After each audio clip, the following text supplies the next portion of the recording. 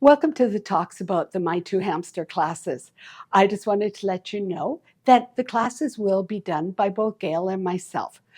But Gail is on a very well-deserved vacation, which she really needs, and she is enjoying this beautiful weather out at the lake with her grandson. So I volunteered to do these by myself.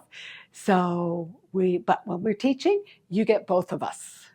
Gail showed me a picture of a pin cushion and a pattern for it. And I thought, oh, these are so cute. So we were talking about it and we decided to make it. But we did our own little twist on it.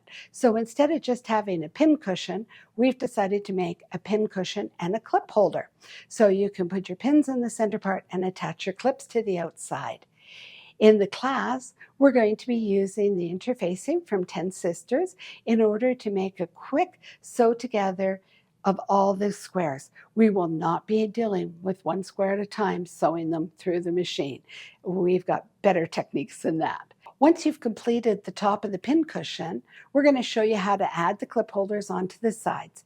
And then we're going to sew it all together and you're going to have your pin cushion clip holder. The students will be making the ladybug in the class. This is a free pattern sheet that's available and it has additional designs on it. When you get home, you may want to make more pin cushions and we're using some of the other designs. These would make great Christmas gifts, especially if you've got a guild that you go to and you do a gift exchange. These will be really cute for that. We are going to be making a kit for this class as we're going to be cutting all the little 1-inch squares for you. So when you come in, you're going to be ready to start making the project. We look forward to seeing you.